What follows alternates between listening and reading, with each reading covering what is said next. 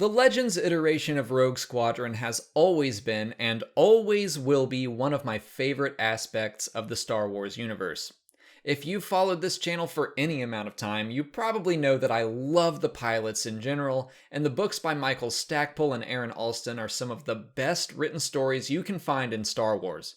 Well, I'm expecting Rogue One will be altering the history of the Rogues in a major way, so I wanted to cover their entire Legends history as a celebration of what came before. This is kind of a follow-up to the video I did on every pilot that ever flew with the squadron. Rogue Squadron was created after the Battle of Yavin. Luke was assigned as Rogue leader, and he reported to Commander Arhul Nara, who oversaw both Rogue Flight and Renegade Flight. Wedge served as Luke's second in command, and the talented pilots Wes Jansen and Hobby Clivian joined their ranks. The pilots of Red Squadron that lost their lives in the Battle of Yavin were considered honorary members. Rogue Flight's earliest missions were provided under the secret instruction of Imperial officer Crix Madine before he publicly defected. These missions led to the defection of other talented Imperial pilots, including Kaysan Moore and Tycho Selchu, both of whom would become a part of the flight group.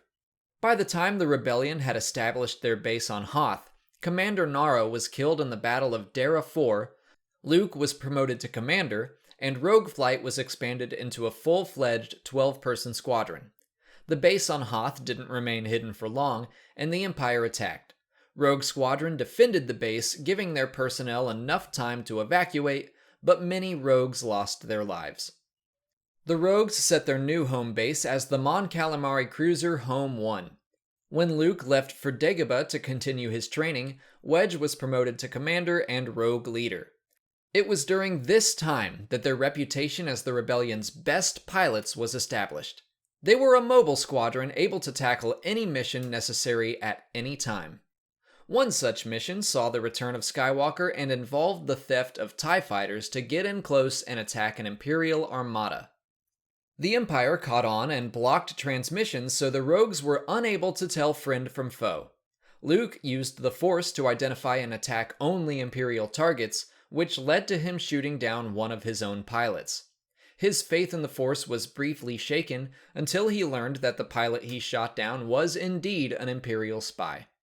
The rogues continued to work with Luke on occasion, most notably on a failed rescue mission for Han Solo, who was frozen in carbonite and in transit to Jabba the Hutt. Their next assignment was against the Star Destroyer Motivator, which they successfully disabled and boarded in a commando mission. On board, they found evidence that the Empire was building a second Death Star.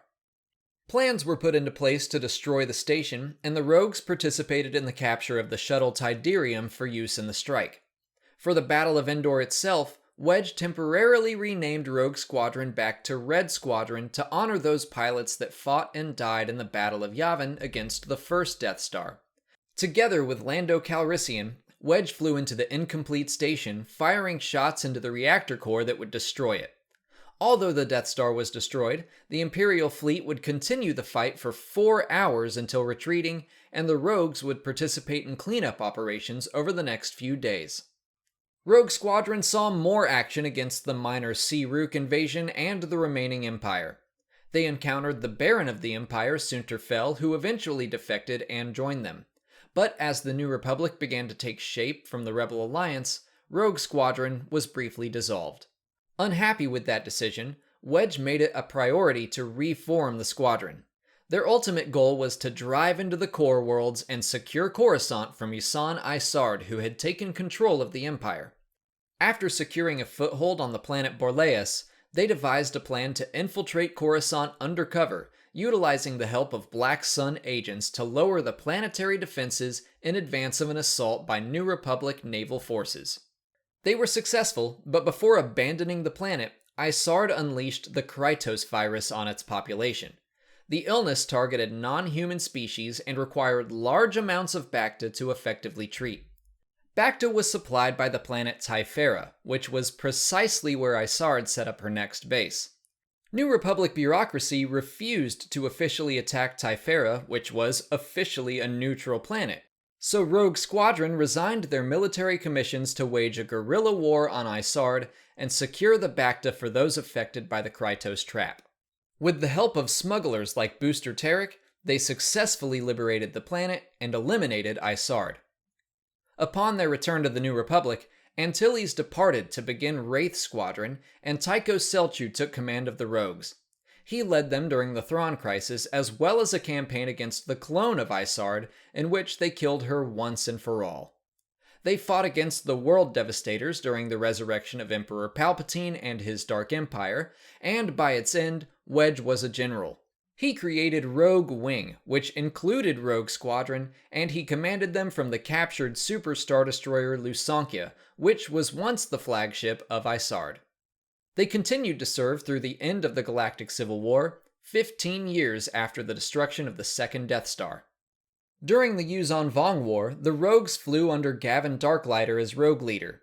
The war saw heavy casualties for the squadron, with 9 pilots killed in action. Darklighter, who had been with the Rogues since its reformation, took up a fleet command after the war and passed command to a new Rogue leader.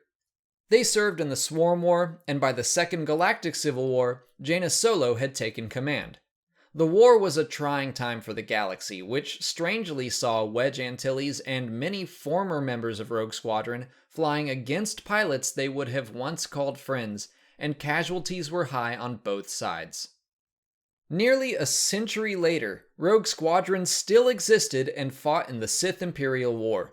They participated in multiple battles against Darth Krayt's Sith, supporting the Fel Empire, the New Jedi Order, and the Galactic Alliance Remnant.